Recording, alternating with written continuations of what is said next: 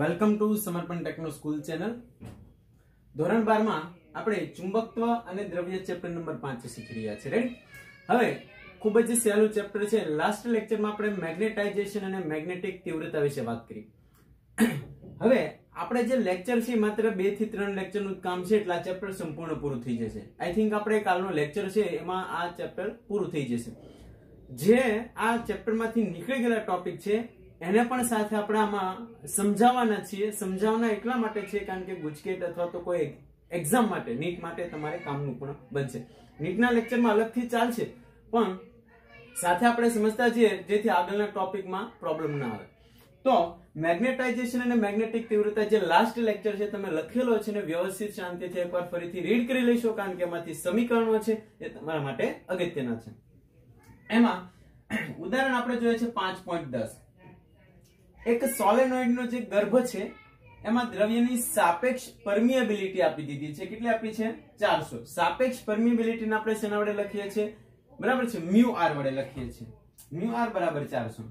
હવે સોલેનોઇડમાં જે આટાના ગર્ભથી અવાહક વડે જુદા પડેલા છે. સોલેનોઇડમાં જેટલા આટાઓ છે એના વચ્ચેનો જે ભાગ છે ને અવાહક પડથી અલગ પડેલા છે ને આમાં 2 એમ્પિયર પ્રવાહ પસાર થાય છે. કેટલા એમ્પિયર પ્રવાહ પસાર થાય છે? 2 એમ્પિયર. જો તેમાં 1 મીટર લંબાઈમાં 1000 આંટા હોય તો તમારે મેળવવાના પદ કયા કયા છે? એ h એટલે આપણે યાદ કરો કે લાસ્ટ લેક્ચરમાં જો મિત્રો ખાસ ધ્યાન રાખો મેગ્નેટાઇઝેશન અને મેગ્નેટિક તીવ્રતા બહુ સારી રીતે મેં સમજાવ્યું છે. લાસ્ટ લેક્ચર એકવાર ફરીથી રિવિઝન કરશો. h મેળવવાનું છે એટલે મેગ્નેટિક તીવ્રતા થાય, m એટલે મેગ્નેટાઇઝેશન થાય, b એટલે ચુંબકીય ક્ષેત્ર થાય અને im એટલે મેગ્નેટાઇઝિંગ પ્રવાહ થાય. તો n by l એટલે સ્મોલ n લખાય. એકમ લંબાઈ દીઠ આંટાની સંખ્યાને સ્મોલ n લખીએ છીએ એટલે 1000 આંટાઓ છે. એકમ લંબાઈ દીઠ 1000.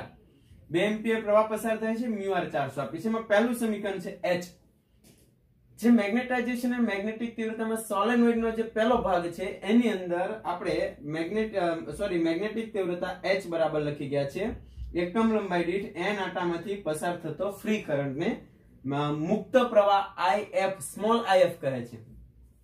એટલે આજે એ આપણે મેળવીએ છીએ ને if પણ લખીએ છીએ. આપણી થિયરી જે છે એમાં તમે જોઈ લેશો. n આંટાની સંખ્યા 1000 આપી છે. બરાબર છે. n by l એટલે 1000 આપી છે. if પ્રવાહ પસાર થાય છે 2 એમ્પિયર એટલે 2000 એમ્પિયર મીટર ઇન્વર્સ.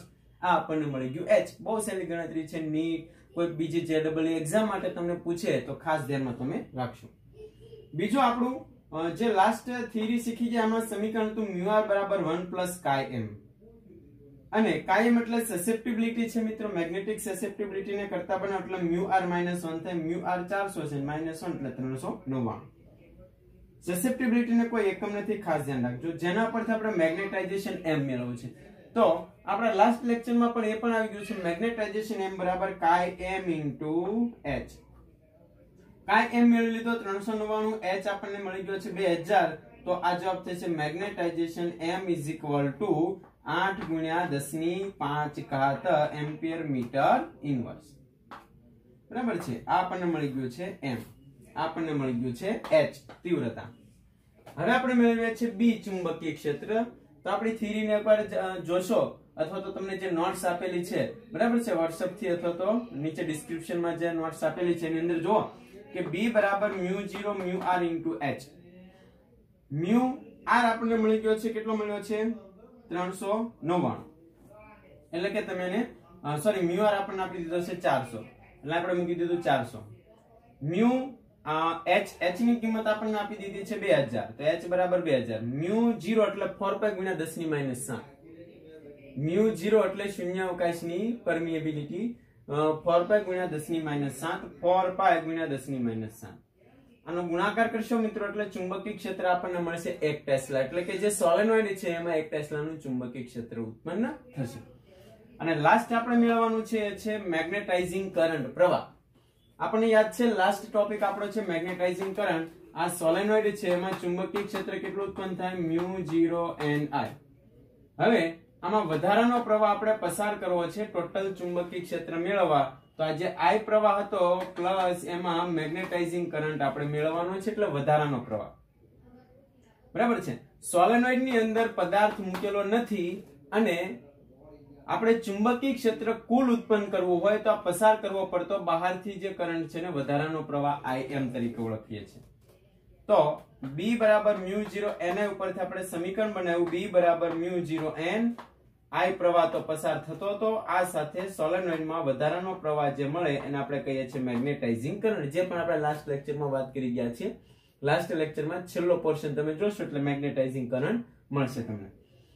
Im ને કરતા બનાવો μ0 N છેદમાં જાય, I આ બાજુ જાય એટલે માઈનસ. B ની કિંમત 1 છે, μ0 એટલે 4π ગુણ્યા 10 ની -7. આટાની સંખ્યા એકમ લંબાઈમાં n સ્મોલ n બરાબર 1000 માઈનસ I એટલે પ્રવાહ 2 એમ્પિયર. આ કરશો એટલે જવાબ તમને મળશે 794 એમ્પિયર. આટલો આપણો મેગ્નેટાઇઝિંગ કરંટ છે તમને મળશે. આ બહુ સહેલો ટોપિક છે, ખાસ ધ્યાનમાં રાખશો. બરાબર છે, ઉદાહરણ છે એ તમે લખી લેશો. ત્યારબાદ આપણે જે ટોપિક જોવાના છીએ છે ડાયામેગ્નેટિક પદાર્થો, પેરામેગ્નેટિક પદાર્થો. આ ટોપિક છે મિત્રો નીકળી ગયા છે આ વખતે સિલેબસમાંથી, પણ આપણે એની સમજૂતી લેવાના છે. એટલે સમજૂતી જો તમને આવડશે તો છેલ્લો ટોપિક પણ તમને આવડશે. ડાયા અને પેરામેગ્નેટિક પદાર્થો ની થિયરી હું સમજાવું છું. દરેક વિદ્યાર્થી મિત્રો ખાસ સમજવાનો પ્રયત્ન કરજો. MCQ માટે અગત્યનો ભાગ રહેશે આપણા માટે. તો આપણે ડાયામેગ્નેટિક પદાર્થો કોને કહેવાય અને પેરામેગ્નેટિક પદાર્થો કોને કહેવાય એ આપણે લઈએ છીએ. આપણું ચેપ્ટર નું નામ છે મિત્રો ચુંબકત્વ અને દ્રવ્ય. તો હવે આપણે છેલ્લા પોઈન્ટમાં જઈએ છીએ, દ્રવ્ય એટલે પદાર્થો. રેડી? તો એ ટોપિકમાં આપણે આગળ વધીએ. ચાલો તો આપણે શરૂ કરીએ છીએ ડાયામેગ્નેટિક પદાર્થો. હવે એની સમજૂતી સમજાતો જાઉં છું. આપણો ટોપિક છે દ્રવ્યના ચુંબકીય ગુણધર્મો. આ વખતે સિલેબસમાં નથી, પણ હું અહીંયા તમને સમજૂતી સમજાવું છું. મતલબ કે MCQ માટે અગત્યનો ભાગ છે. બરાબર, ખાલી શાંતિથી ધ્યાનથી જો તો પણ તમને આવડી જશે. ડાયામેગ્નેટિક પદાર્થો કોને કહેવાય અને પેરામેગ્નેટિક પદાર્થોને ફેરામેગ્નેટિક પદાર્થો. બરાબર છે. કાય એટલે સસેપ્ટિબિલિટી, અને સસેપ્ટિબિલિટી આપણે આગળ પણ શબ્દ સમજાવી ગયા છે. સસેપ્ટિબિલિટી એટલે પદાર્થની અંદર જે છે, આ ખાસ ધ્યાન રાખજો, આ પદાર્થ છે બરાબર છે, એની અંદર ડોમેન હોય છે મિત્રો. ડોમેન એટલે આપણને ખબર છે અણુ પરમાણુ. આ એક ડોમેન ની અંદર 10⁵, 10⁻11 જેટલા અણુ પરમાણુ આની અંદર હોય છે. સમજો કે આ એક દિશામાં ફરી રહ્યા, આની અંદર ઇલેક્ટ્રોન હોય છે મિત્રો. આ જે આકૃતિ તમને દેખાય છે એની અંદર ઇલેક્ટ્રોન જે છે એ ભ્રમણ કરતા હોય છે. ઇલેક્ટ્રોન, આ ઇલેક્ટ્રોનની ડાયરેક્શન છે, તો પ્રવાહની ડાયરેક્શન આ બાજુ હોય છે. રાઈટ? તો ઇલેક્ટ્રોન આ બાજુ, પ્રવાહ આ બાજુ હોય તો એની ડાયપોલ મોમેન્ટ છે બરાબર છે એ ઉપરની તરફ હોય. આ બાજુ આમ રાખશો, પ્રવાહની દિશા બાજુ, ઇલેક્ટ્રોનની વિરુદ્ધ દિશામાં પ્રવાહની દિશા હોય તો આમ રાખશો તો અંગૂઠો ઉપરની તરફ હોય. બરાબર છે? તો એની ડાયપોલ મોમેન્ટ ઉપરની તરફ હોય. ડાયપોલ મોમેન્ટ એમ. હવે આમાં જેટલા ઇલેક્ટ્રોન છે બધા પ્રકારે ભ્રમણ કરતા હોય છે. આ જે ઇલેક્ટ્રોનની ગતિ છે અને ડોમેન કહીએ છીએ. તો જો એક દિશામાં ગોઠવાયેલા ન હોય, આ બધા જે ડોમેન છે એ અસ્તવ્યસ્ત હોય, પરિભ્રમણ છે એ જુદી જુદી દિશામાં થતું હોય. બધા જ ડોમેનની અંદર ઇલેક્ટ્રોનનું પરિભ્રમણ અલગ અલગ થતું હોય.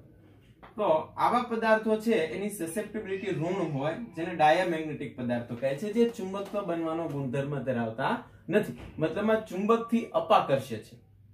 જેમ ચુંબક લોખંડને ખેંચે, આકર્ષે, એમ ડાયામેગ્નેટિક પદાર્થો છે એ ચુંબકને લીધે અપાકર્ષણ પામે. એનો પ્રેક્ટિકલ પણ હું તમને સમજાવીશ. જે પદાર્થોની સસેપ્ટિબિલિટી ધન હોય, એનો મતલબ કે ચુંબક બનવાનો ગુણધર્મ ધરાવતા હોય, એને પેરામેગ્નેટિક પદાર્થો કહે છે. અને જે પદાર્થો ખૂબ વધારે પ્રમાણમાં ચુંબક બનવાનો ગુણધર્મ ધરાવે છે એને ફેરામેગ્નેટિક પદાર્થો કહે છે. રેડી? હવે એમાં આપણે પહેલું લઈએ છીએ ડાયામેગ્નેટિક પદાર્થો. ડાયામેગ્નેટિક પદાર્થો હમણાં આપણે ઉદાહરણ લખીશું. તમે આ પ્રેક્ટિકલ પણ કરી શકો છો. એક સમાન દોરીથી લંબાઈ જે ભાગ છે એમાં સમજો કે અહીંયા કોઈ ટમેટું મૂકી દઈએ છીએ. આપણે શું મૂકી દઈએ છીએ મિત્રો? ટમેટું. નાનું ટમેટું હોય, પાણીથી ભરેલું હોય છે, એમાં પાણી છે. પાણી એ ડાયામેગ્નેટિક પદાર્થ છે મિત્રો. જો આની નજીક તમે ચુંબક લઈ જશો મિત્રો, ચુંબક, તો આ ભાગ છે ગતિ કરશે, અપાકર્ષણ પામશે. બરાબર છે? તો આના પરથી ખ્યાલ પડે કે ડાયામેગ્નેટિક પદાર્થો છે એ ચુંબકીય ક્ષેત્રમાં મૂકે તો એનાથી અપાકર્ષણ એટલે કે દૂર ભાગે છે. આ પ્રેક્ટિકલ પણ તમે કરી શકો છો સમજવા માટે આપણે. બરાબર છે? હવે જે આપણે ડોમેન દોરી ગયા છે એમાં ઇલેક્ટ્રોન છે પરિભ્રમણ કરતો હોય, સમજો કે આ ઇલેક્ટ્રોન છે મિત્રો, આ ઇલેક્ટ્રોન ગતિ આ બાજુ કરે છે તો પ્રવાહની દિશાનાથી વિરુદ્ધ હોય.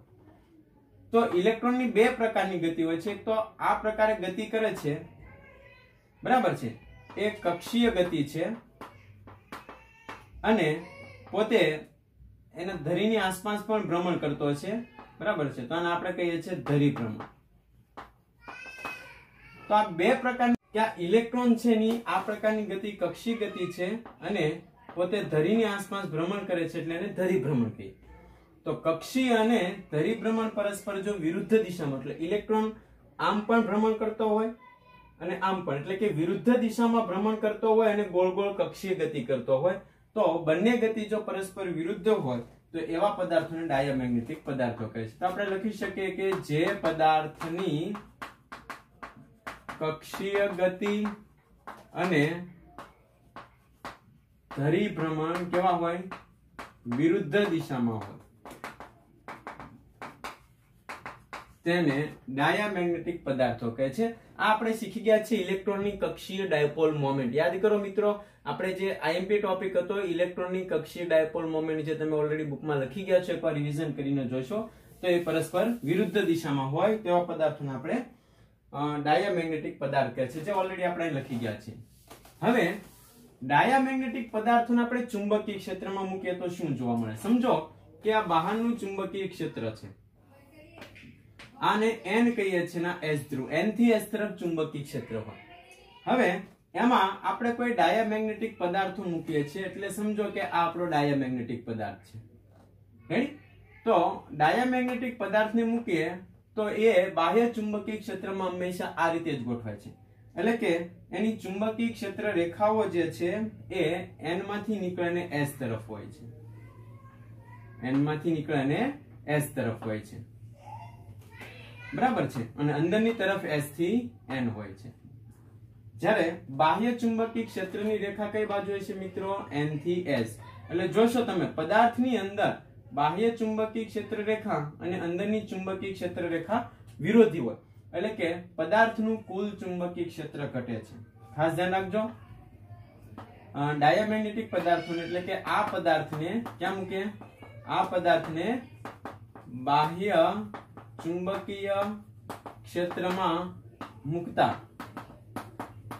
કુલ ચુંબકીય ક્ષેત્ર ઘટે છે. એનો મતલબ સમજાવો મિત્રો તમને? કુલ ચુંબકીય ક્ષેત્ર શું કામ ઘટે છે? તો કે પદાર્થની અંદરની જે સ્પિન છે ઇલેક્ટ્રોનની અને બાહ્ય ચુંબકીય ક્ષેત્ર છે પરસ્પર વિરોધી દિશામાં છે, એટલે પદાર્થની અંદરનું કુલ ચુંબકીય ક્ષેત્ર ઘટે છે. અને આ જે બાહ્ય ચુંબકીય ક્ષેત્ર રેખાઓ જે છે એ પદાર્થથી દૂરના ભાગમાં જવાનો પ્રયત્ન કરે છે, એટલે કે દૂરની તરફ ખસેડાય છે, અપાકર્ષણ પામી અને દૂરની તરફ ખસેડાય છે, પદાર્થથી દૂરની તરફ. બરાબર. હવે જો આ પદાર્થને સમાન ચુંબકીય ક્ષેત્ર, અસમાન ચુંબકીય, આ સમાન ચુંબકીય ક્ષેત્રમાં મૂક્યું. કેવું મિત્રો? સમાન ચુંબકીય ક્ષેત્ર, સમાન ચુંબકીય ક્ષેત્રમાં મૂકે. અસમાન ચુંબકીય ક્ષેત્રમાં મૂકીએ તો શું જોવા મળે? સમજો કે આ ચુંબકીય ક્ષેત્ર અસમાન છે. અસમાનનો મતલબ સમજાઈ ગયો છે મિત્રો તમને? બરાબર છે. આ બાજુ ચુંબકીય ક્ષેત્ર રેખાઓ છૂટી છૂટી છે, એટલે પ્રબળતા ચુંબકીય ક્ષેત્રની ઓછી છે અને આ બાજુ પ્રબળતા વધારે છે, અને N અને S ધ્રુવ.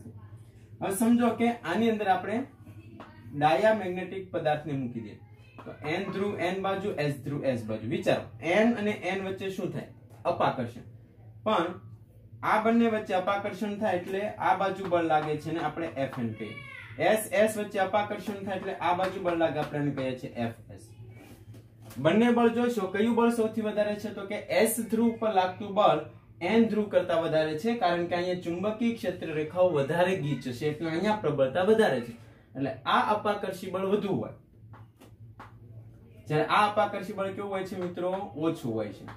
તો કુલ બળ છે આમ લખાય F = Fs - Fn. કઈ બાજુ લાગે? તો કે ડાબી બાજુ.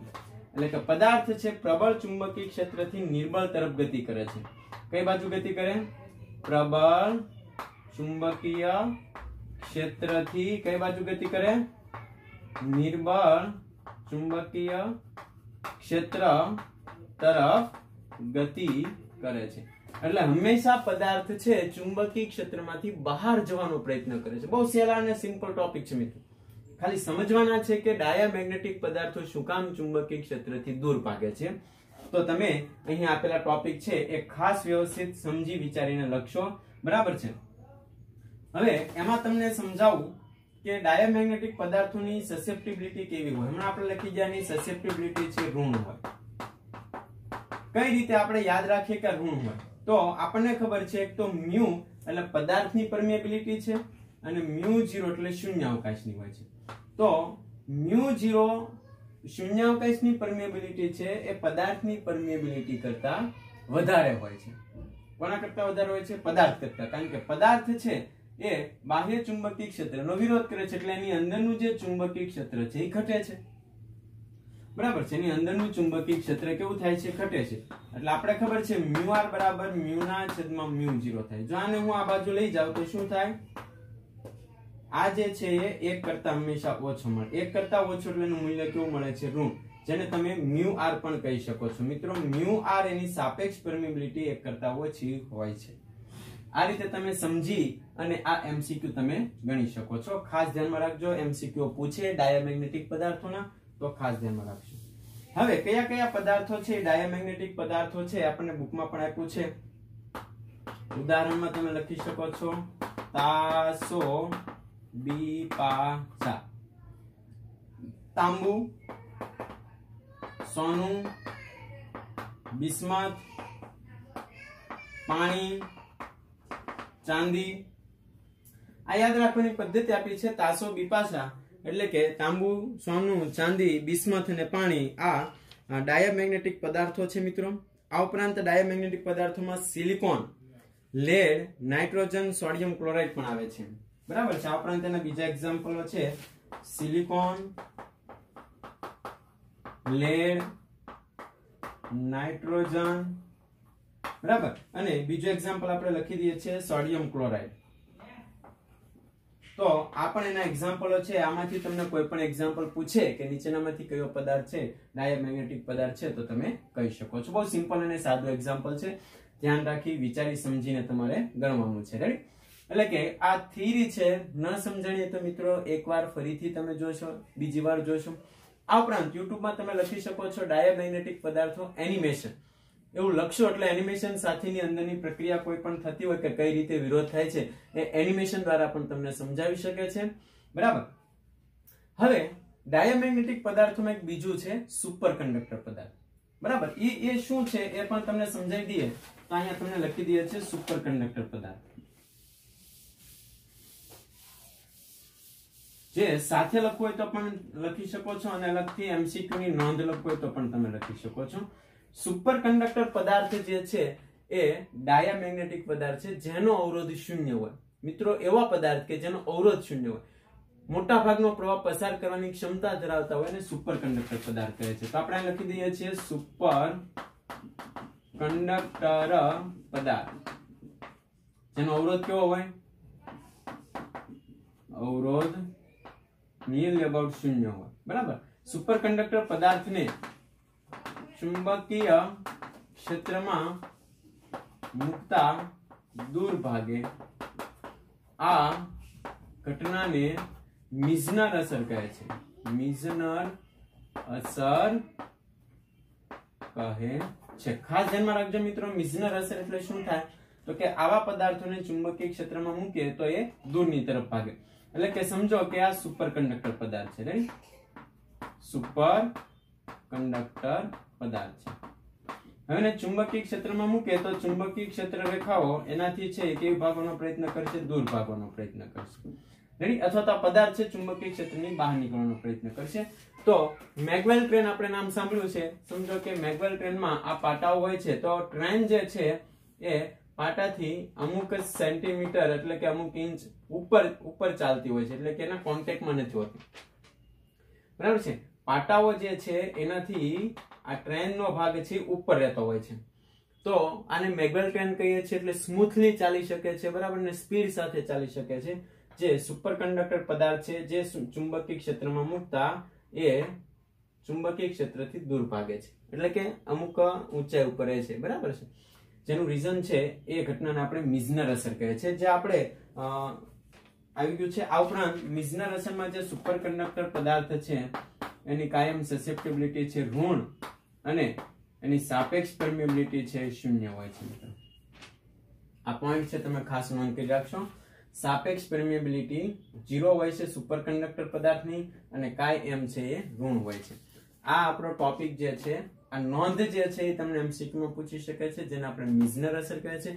મિઝનર અસરમાં કશું જ નથી. સુપર કંડક્ટર પદાર્થ કે જે પદાર્થનો અવરોધ શૂન્ય હોય તેને ચુંબકીય ક્ષેત્રમાં મૂકીએ તો આ પદાર્થથી ચુંબકીય ક્ષેત્ર રેખાઓ દૂર જાય અથવા તો આ પદાર્થ છે ચુંબકીય ક્ષેત્ર રેખાથી દૂર ખસેડાય. જે મેગવેલ ટ્રેન નીચેનો પટ્ટો છે, બરાબર, એના પર ટ્રેન છે અમુક પોઈન્ટ છે ઉપર ચાલતી હોય છે, એનું રીઝન છે એ મિઝનર અસરને લીધે હોય છે. બરાબર, આ ખાસ મુદ્દાઓને ધ્યાનમાં રાખી ડાયામેગ્નેટિક પદાર્થો તમે સમજી લેશો. ત્યારબાદ આપણે પેરામેગ્નેટિક પદાર્થો વિશે શરૂ કરીએ. ચાલો, તો આપણે વાત કરીએ છીએ પેરામેગ્નેટિક પદાર્થો. રાઈટ, હમણાં જે મેં વાત કરી એમ કે આપણી પાસે જે ઇલેક્ટ્રોન છે, ઇલેક્ટ્રોનની ગતિ આ બાજુ થાય છે. આ ઉપરાંત એની ધરી ભ્રમણ છે એ પણ એક જ દિશામાં, એટલે કે આ બાજુ ભ્રમણ કરે છે. આ ઉપરાંત સાથે સાથે વર્તુળાકાર માર્ગ, આ બંનેની ગતિ છે જો એક દિશામાં દેખાય છે. રેડી, આ ધરી ભ્રમણ છે અને આ જે છે ફરે છે કક્ષીય ગતિ છે. તો આ બંને ગતિ એક દિશામાં હોય તો એ પદાર્થ મેગ્નેટ બનવાના ગુણધર્મો ધરાવે છે, જેને આપણે પેરામેગ્નેટિક પદાર્થો કહે છે. રાઈટ, બહુ સિમ્પલ ટોપિક છે ની કક્ષીય ડાયપોલ મોમેન્ટ. હવે આ પદાર્થ છે એ સમજો કે પેરામેગ્નેટિક પદાર્થ છે. રાઈટ, આ આપણે વાત કરીએ એની ડોમેન છે. તો એની અંદરના અણુ પરમાણુ એ અસ્તવ્યસ્ત સૌપ્રથમ પહેલા હોય છે. અણુ પરમાણુ કેવા હોય છે મિત્રો? અસ્તવ્યસ્ત. બરાબર છે. આ દરેક ડોમેન ની અંદર 10⁵ જેટલા અણુ પરમાણુઓ આશરે હોય છે, જે બધી ગતિ છે એ વિરુદ્ધ દિશામાં હોય છે. એટલે એની કુલ ડાયપોલ મોમેન્ટ, ડાયપોલ મોમેન્ટ એટલે બધા જ ઇલેક્ટ્રોન જે છે એની કુલ ડાયપોલ મોમેન્ટ, આનો બધાનો સરવાળો કરો તો કેવી મળે? 0. હવે તમે આને ચુંબકીય ક્ષેત્ર લાગુ પાડો તો શું જોવા મળે? આને તમે બાહ્ય ચુંબકીય ક્ષેત્ર લગાડ્યું, સમજો આ N અને S.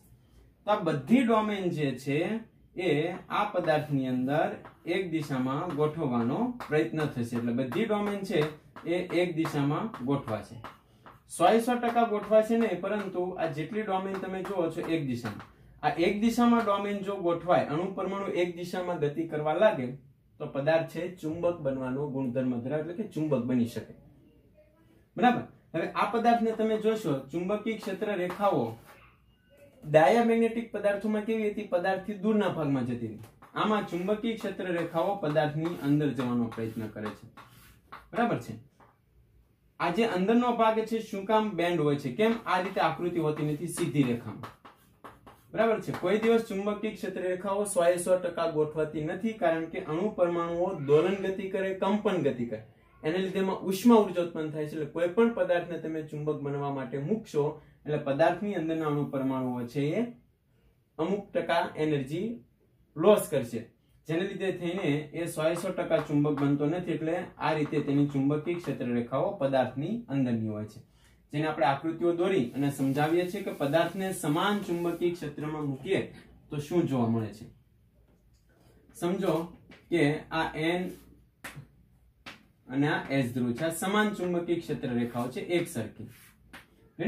આની અંદર આપણે ડાયામેગ્નેટિક પદાર્થને પેરામેગ્નેટિક પદાર્થને મૂકીએ. N બાજુ S ધ્રુવ રહેશે, S બાજુ N ધ્રુવ રહેશે. ચુંબકીય ક્ષેત્ર રેખાઓ N થી S તરફ હોય છે. બરાબર છે. અને અંદરની તરફ S થી N. એટલે બહારની ચુંબકીય ક્ષેત્ર રેખા અને અંદરની ચુંબકીય ક્ષેત્ર રેખા એક દિશામાં હોય, તેનું પરિણામી ચુંબકીય ક્ષેત્ર વધે છે. એટલે આ જે આકૃતિ તમને દોરીને આપી છે એમાં બાહ્ય ચુંબકીય ક્ષેત્ર રેખાઓ છે એ પદાર્થની અંદર થઈને પ્રયત્ન કરે છે જવાનો. કારણ કે અંદરની ચુંબકીય ક્ષેત્ર રેખા S થી N હોય, જ્યારે બહારની ચુંબકીય ક્ષેત્ર રેખા N થી S તરફ હોય. આ બંને ચુંબકીય ક્ષેત્ર એક દિશામાં હોવાથી પરિણામી ચુંબકીય ક્ષેત્ર વધે છે. રેડી? એટલા માટે જો ચુંબકીય ક્ષેત્ર ન હોય તો કુલ ડોમેન અસ્તવ્યસ્ત હોય, એટલે પરિણામી ડાયપોલ મોમેન્ટ 0 કહેવાય. પણ જ્યારે ચુંબકીય ક્ષેત્રમાં મૂકો એટલે એનું ડાયપોલ મોમેન્ટ વધે, ચુંબકીય ક્ષેત્ર વધે.